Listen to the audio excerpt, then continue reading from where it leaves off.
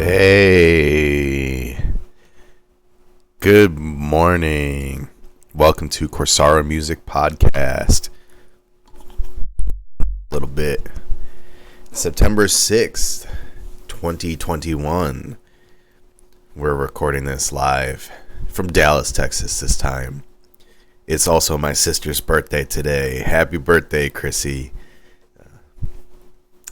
In town once again. Last week was in Austin Austin and Corpus Christi. I was driving all over Texas. Went to Corpus Christi on Saturday, Austin on Sunday, and then did the podcast from Mozart's on Monday morning. That was a crazy week. It was crazy. It was long. It was event filled and it was boring. A lot of killing time. A lot of maintenance work.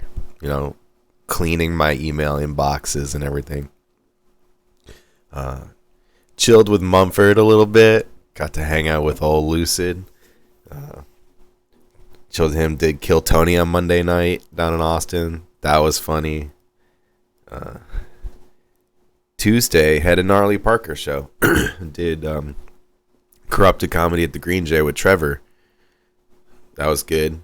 It was a little weird for me, at least, because that was the first time. It was my third Gnarlie Parker gig, but it was my first time doing it where I didn't have any prep at all, because I packed everything up I tore it down on Friday, packed it up Saturday, and it was in my car until Tuesday. So the last time I played that setup before the gig was probably Wednesday or Thursday. Excuse me. Almost a week before I even touched the keys and played everything at the same time. I'm gonna lower that a little bit. Yeah, until I had the whole rig together, it was almost a full week. So by the time I set up and I sound checked and everything, I was basically playing cold. And I didn't really have a whole lot of time to set up beforehand because I was chilling with Trevor. We went down to South Congress to get some food. Had my Joes. Got the iced turbo with the extra shot. Which, if you are not familiar with, and you're in Austin, Texas, and you're on South Congress Ave, unofficial Gnarlie Parker sponsor. Don't forget to punch out. Get your Joes. That's just from the week I was there. 1, 2, 3, 4, 5, 6, 7. Sometimes if you ask, if you get an extra shot in your drink, it counts as an extra stamp because you're paying for an extra drink. So, pro tip. But no, you get 10, get one. Buy 10, get one free. So that's also if you get 5 drinks with an extra shot, you'll get one free. But get yourself an iced turbo. The best drink on South Congress. So I went there with Mumford. I think on Monday we chilled. And then Tuesday I went there again before I met up with Trevor. But Trevor and I were eating right before. So I didn't have time to set up or warm up or anything. And the gig went fine. I played okay. Again, I was just running out of my one speaker, and it was pretty rough. It started to smell again, and it's only on one tune. There's one tune where I have kind of like bass drops, but it's just a long whole note sub bass coming out of a 12-inch PA speaker. So when that hits hard, my speaker starts smelling a little stanky. I had to cut that song short. But they wouldn't let me set up in the system, which is kind of bullshit. But anyways, had a fun gig there. Met some people. All the comics were awesome. I need to find that flyer. You should go follow all those comics. They all had me rolling. I can't remember jokes specifically, but there was a few that really caught my attention. I met Isabel Herman. She rapped. She did I I backed her up too.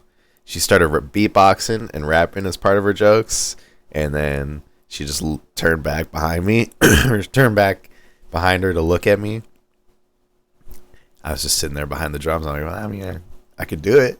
I got you if you want it. And she started rapping, and we probably did like a couple of minutes, like 3 or 4 minutes of just freestyle. I don't know if it was freestyle or not, but she killed.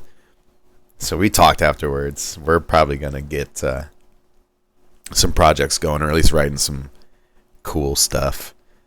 Let me pull up that Instagram since I've got the technology. Let's see here. Instagram. Let's unhide it from here.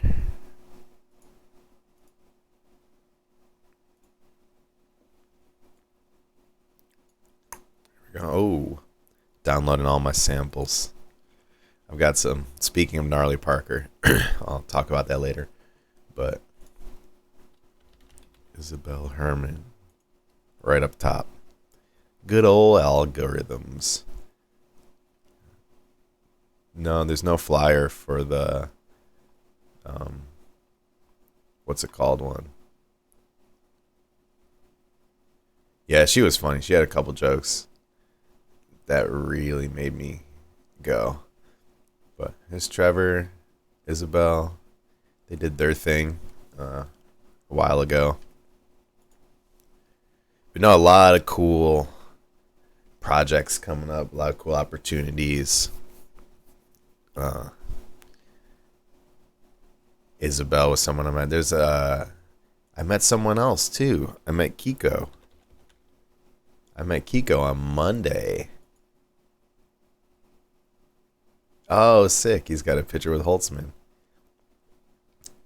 Oh, and this is crazy too. So Monday, I'm hanging out in front of Kill Tony, right? Talking to Mumford. Mumford's working, so I'm like meeting other people, just talking to everybody waiting in the line. And then I walk up to this guy, Kiko. I'm talking about music or something. He's from Colombia, and he's a musician too. So we're talking about like Caribbean music and hand drums and the people we know, and the like some of the salsa bands and cumbia bands around town. He tells me he's got a recording studio in town, and I've been looking for some recording studio space to rent. So he told me what he's got. I'm going to go check it out and give it a scoop. Later this week, I'll be in Austin this weekend playing Mozart's Friday night and teaching a lesson Saturday. But I'm going to go check out his studio on Sunday to see if it's something that I can work with, fit all my stuff, and have a place that I can like record and work out of at a pretty good price too. So I met Kiko. We talked about that. I'm like, oh yeah, let's get together. I'll be in town next week. I'll hit you up. So I come back up to Dallas later in the week, and my homeboy Felix hits me up. He's like, hey, and this is Friday night. He's like, hey dude, can you sub for our band tomorrow, Lowbrow? Play some congas and percussion? I'm like, yeah, dude, totally. Love doing that shit. And I love doing it with Felix too. Josh Willis was on drums, and Eddie Aguilar was on bass. So it's just 4 of us until this guy showed up. El Keen, right? So he's just sitting at the bar chilling, and we're playing like chicha, like psychedelic cumbias and stuff. It's getting rowdy. And El Keen comes up to say, hey, he's like, you guys are awesome. I play too. So I had my congas and my timbales, and he plays hand drums. So I'm like, yo, dude, sit down. Come join us. You know, percussion is like cumbia. You can't have too many percussion players. So he sits down and he plays like half the gig with us, which is awesome. But we're talking, and he's like, hey, yeah, I'm playing on Sunday night at this thing. He's like, I'm Colombian. I play this. I'm like, oh, I just met this dude down in Austin. He's a Colombian musician. His name's Kiko. It turns out these dudes are on the same gig. I didn't get a chance to go out to it yesterday, but they were down in Bishop Arts last night. So I played with Revelers last night, I brought out the bass drum, sat in with those dudes, with Kevin and Christian and Al and Phil. But I didn't get to go see El Keen, but I saw him at Revelers. He was there on Saturday night for Lowbrow. So that was really cool. Like, shows how small of a world everything is. You know, you could be in one city at the beginning of the week, meet a random dude on the street, and then find out that he's playing a gig with another random dude you met at another gig in a different city at the end of the week. So just crazy stuff like that. That's what makes doing this so much fun. The connections you make and the people you meet along the way. So that was wild. Speaking of wild detectives, it was crazy happenstance. Monday, that was crazy. Tuesday, the Gnarlie Parker show went pretty good. Wednesday, did Eddie V's with Chloe and Michael Stevens, which actually was awesome because it ended early. They changed the times. It used to be 7 to 10. Now they're doing 6 to 9 because they don't. They're worried about all the gun violence happening down on 6th Street, even though Eddie V's is on 5th.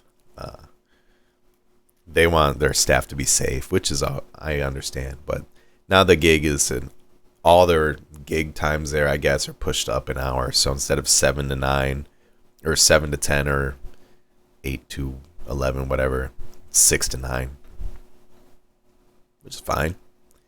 We're living in the Wild West again. You got to start carrying your 6-shooter and dodging bullets. That's the thing about shooting, though, is like if you've never really done it, you kind of realize it's not that easy. Once I started shooting, I would always think like, man, if I ever got in a gunfight with somebody, chances are probably not that great of a shot. And if whatever situation you're in results in a gunfight, whoever shot first probably has the hotter temper, which means they're probably not as steady on the aim. So I'm not worried about gunfights. It's the cool part about living in Texas, I guess. It's not cool. Nobody's getting shots. Not cool unless you survive and you got a story about it. Sorry, I'm cleaning my glasses. Talk about gunfights. Besides, you can't shoot a man with glasses, right?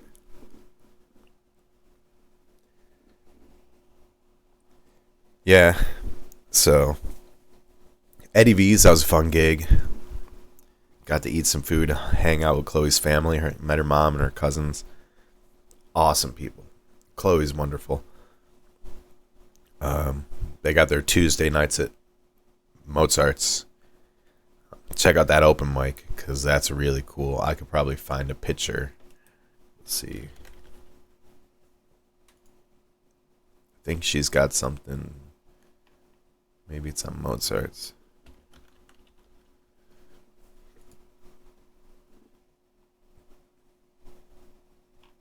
Oh, hey, this was from Sunday night. We did this last week. Check it out.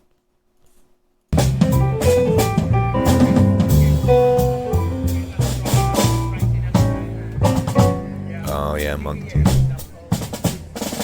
Drum solo. It's still singing. Whatever.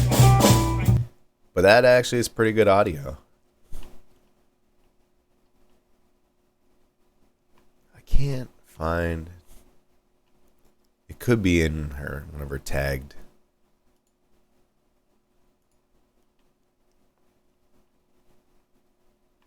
Nope. I don't know, but it's packed. And they've got like sometimes up to 50 performers there at their Tuesday night open mic. So that's something to check out too.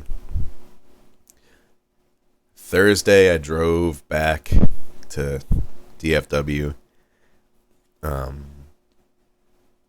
I actually started a few productions.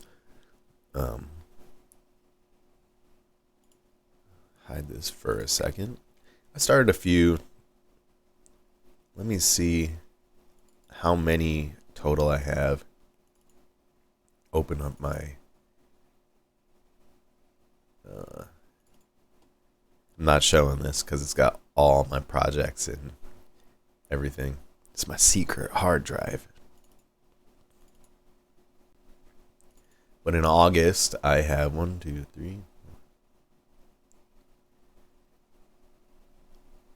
13 productions I started in August.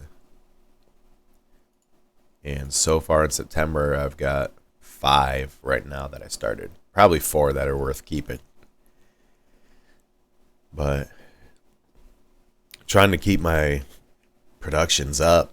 If I can get 5 a month that are really good, try and get them mixed and mastered and put them out. I want to mix some of my own. But I'll take the best ones that I've been doing and send them off to get mixed and mastered while I still do it myself, so I can kind of practice and hear what the other engineers are doing, and I can try and match it or exceed it, possibly. But I want to start releasing again, like I used to do last year. I did the mixtapes where I did 10 minutes every month. I think for a while that was good. I did like 5 or 6 series of that. I only put out 4, but I did 5. Maybe. I don't remember offhand right now. But after a year of doing that, I've gotten a lot more streamlined, a lot more consistent. I can put out a consistent amount of quality stuff every month. So if I can put out 5 a month and do an EP and have like monthly releases, I can start getting my productions out there. Maybe get on some playlists or anything. People can use them for intros or outros or whatever they want. So those are coming together pretty good. But I record this podcast on my Windows machine, and I do all of my productions on my Mac. So I can't preview any here right now. But if you join the Discord, I have been streaming some production sessions on my Discord. That's just another added benefit of joining the Patreon. Go to the Patreon. There's links in the description on the YouTube, or you can find the links on my website, or you can just go patreon.com/Corsaro Music, and you can join there. They're pretty cheap tiers. Even the most expensive tier includes all the benefits of the tiers below, but you also get your coaching session. So that's one-on-one time every month where we keep a detailed report of your progress for any achievements, artistic achievements you want to surmount. So, coaching tier, you can sign up for that. $20 a month, $10 a month. You get all the live streams. That'll include the production sessions, the gaming sessions. If you want to play some multiplayer games or join the squad, or that's $10 a month. You can hop in games. I think $5 a month you get the voice chats and like access to files and everything, secret files, play-alongs. And then $2 is just the Discord with all the chats. You get all the curated content, I call it. Part of the idea for me doing this is like magazines are really dead. Like places that people go, central hubs, are starting to become decentral hubs. So I'm just creating my own little like magazine. I don't know what you'd call it. Like outfit, I guess. Company. It's not, I don't like calling it a company. It's just, it's my curated entertainment. If you don't like to search for stuff, you just like to hang and kind of see what other people are doing or get new ideas or new influences from other sources, I think that's a good way to expand your entertainment or just fulfilling things that you would like to fulfill your life with. There's less work you have to do for it, and it's affordable. Why not? So check out the Patreon. Go to my website. The more productions I finish, I'll upload tracks to the website and then probably sell them. I don't know. I feel weird about selling music that you can just listen to. So we'll see what happens. Either way, let me know what you think. I got comments sections on the website, comment on the blogs, but the best way would just be to hop in the Discord, sign up for the Patreon, and then we can just talk there. So that's been it for today. The Corsaro Music Podcast, September 6th, 2021. We'll catch you guys on the next one. Thanks for listening, and take care.